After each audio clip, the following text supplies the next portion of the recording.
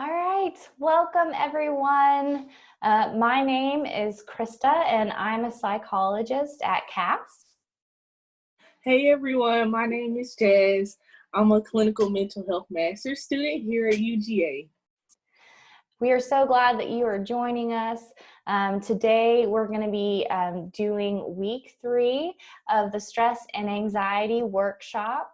And specifically, we're going to be focusing on the skill of controlling your mind. This 4-week workshop series builds off of one another. However, each week teaches a skill that research shows helps with managing stress and anxiety on a day-to-day basis. We will be, there is a workshop that goes along with this that you can find online. So I would encourage you to kind of look through this as we're walking you through it. Jazz and I are going to hit on the main points and skills we really want you to concentrate on. However, again, please look through the full worksheet. You will notice that there are questions on here. Those are designed to help you apply this information specifically for you. So again, really encourage you to use that in order to kind of fully benefit from these skills. So with no further ado, Jazz, I'll let you do our intro. Thank you, Krista. So everyone worries. It's natural to have occasional self-doubts.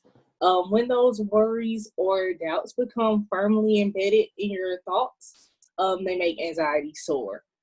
When worries repeat themselves over and over, that is called an automatic negative thought, or as Beck would have called them, ants. Another thing a person may feel is like the fears are truly happening. When that happens often, a pathway in your brain is formed and its default is negativity. So that's why it's important to learn to manage thought patterns, and it is important to managing your anxiety.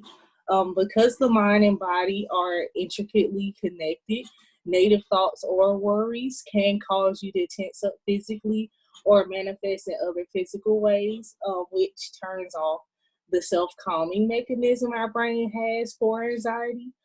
Thus, we must catch, control, challenge, and change these thoughts. Yes, thank you so much, Jazz. So those are the things that we're going to be focusing on today.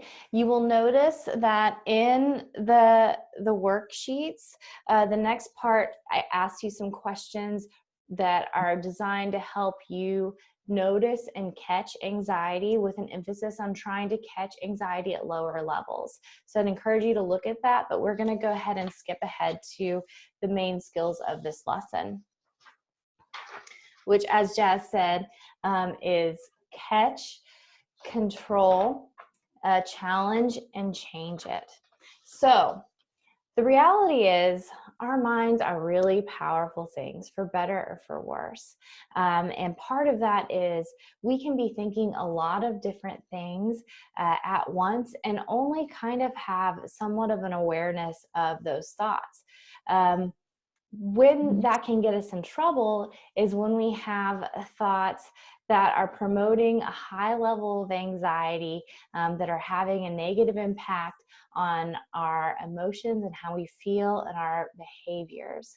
And if we don't pay attention to those thoughts, then they can kind of really have an impact on us without us really noticing them that much. And if you think about it, like, that's not really fair to have a thought that is impacting you that isn't true or completely true, which is often the case with thoughts that promote a high level of anxiety. Thoughts that promote a high level of anxiety are often understood as either an underestimation of our ability and or an overestimation of a barrier. So the first part of this is, like we said, catch it. You can't do something about a thought if you're not really aware that it's there and having an impact. And that really is an important skill. So if you notice that you're feeling stressed, I would just encourage you to take a moment and reflect, what am I thinking? Is that having an impact on how I'm feeling? So that is the first kind of step. If you feel like you're not at the point where you're very aware of how your thoughts impact your feelings, I want to encourage you to start there and to practice, and wait to move to the next step until you feel like you've got that down. So the next step is to control it. And what we're trying to accomplish in this step is you've noticed the step or the thought, and now you want to slow down that process. So it could be anything like imagining a stop sign. You notice the thought that's promoting stress for you. Imagining a stop sign or a stop light and taking a moment to take a deep breath and calm your body down. The purpose of this is to short circuit that process of the thought kind of circling and building in your mind and gaining power and having an impact on you. The next step is to challenge the thought or to examine the thought. So you've caught the thought, you've slowed it down, or you're controlling it, and now you're starting to question, like, wait a minute, like thinking about, is this true? Is this helpful? Is this kind? If you answer no to any of those questions, then that warrants that the thought needs to be challenged and changed. Thoughts that we challenge and change start to lose its power the more we practice it. So that's why this can be so helpful. The next step, as I alluded to and we've been talking about, is to change it. So you've noticed that this thought isn't helping you. You've slowed it down. You've started to challenge it. And now it's, well, what do I think instead? So asking yourself, what would be a more helpful thought? What would be a truer thought? And this isn't about shifting your thinking to something that is naive or maybe unrealistic or untrue, but on the positive side of things. That doesn't really help us that much either, because a part of us knows, like, well, that's not true either. It's more about what is true and helpful and kind, and working to change your thought in that way, and then practice that thought that is more helpful to you.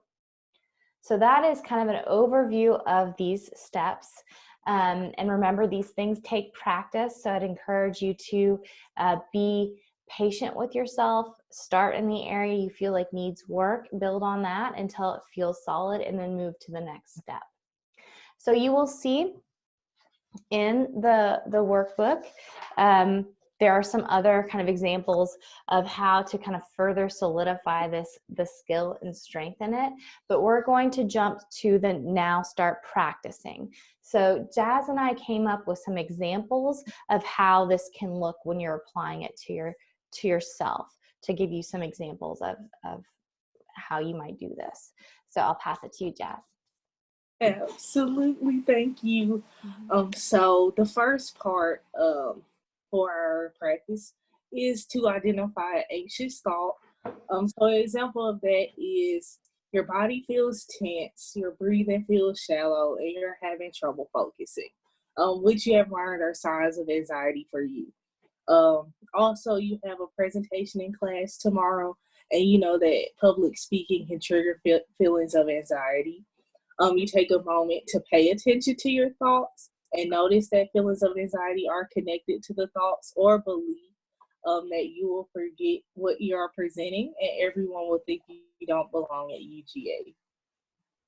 The next question for us is, what impact does this thought have on your life? You notice that this thought is producing an unhelpful / high level of stress, and it's making things difficult for you to work on your presentation. And you oftentimes find yourself avoiding schoolwork. So we ask, how can you stop or control it? When you notice the anxiety-provoking thought about your presentation enter your mind, you could imagine a referee blowing a whistle to stop the play. This is a clear image and sound for you as you played many years of soccer before coming to UGA. This image and sound helps you to call attention to and slow down this anxiety-provoking thought, which interferes with the thought gaining power, or building in your mind. The next one is, what can I say to myself to challenge it? You notice that you are getting stuck in common cognitive distortions, with cognitive distortions inherently not being true or not completely true. Overgeneralizations. If you forget what you're presenting, that means that you don't belong at UGA or others view you negatively now. When the reality is, many things go into a sense of belonging and is not determined by a single mistake. Discounting positives. That's overlooking the presentations you've done that have gone well, or even presentations that didn't go as well as you hoped, but overlooking that you completed it and survived the task. So, what can I change it to? Remember to ask yourself, is this a true, helpful, and or kind thought? So I cannot predict the future or fully prevent my forgetting, and I cannot control what others think. However, I can put effort into preparing my presentation, practicing my presentation, asking for help or guidance if that would be beneficial to me, as well as make notes for myself in order to reduce stress and decrease the likelihood of forgetting in class. If a friend was presenting in class and they forgot something, I would not think they didn't belong at UGA. Public speaking / presenting is just one skill out of the many skills and strengths that can contribute to getting into and having a meaningful experience at UGA. Lastly, many people experience stress and or anxiety. So when faced with the task of public speaking, I'm not alone. Great. Thank you for those examples. Jazz mentioned cognitive distortions, which is a supplemental handout to this workshop. So I would encourage you to look at that. And as she mentioned, cognitive distortions are things that are inherently true, not true or not completely true. And they've been identified as common cognitive errors that we can all fall into that can negatively impact how we feel. So I encourage you to look at this. It can be a useful tool in many ways. One is these common 10 cognitive distortions can help you start to maybe recognize and catch some of these thoughts. Most of us do these things at different points in time. It also talks about and gives other examples of ways to challenge these things. So really encourage you to look through this and use this supplemental tool. Well, those were the main points that we wanted to cover today. Again, would encourage you to look through the worksheets and follow along and use the questions to apply the information to yourself. There is a goals section in here that helps you think about how you might apply these skills in the upcoming week. So would encourage you to do that. Just want to thank you so much for watching this today. We hope that it was helpful for you. Encourage you to practice and be kind to yourself as you learn this new skill. Everything takes time. And again, thank you so much. And please check out our other workshops. And there will be one more workshop week 4, which Jazz and I will be doing as well. So thank you so much. Of course. Thank you guys. And remember that CAP scares.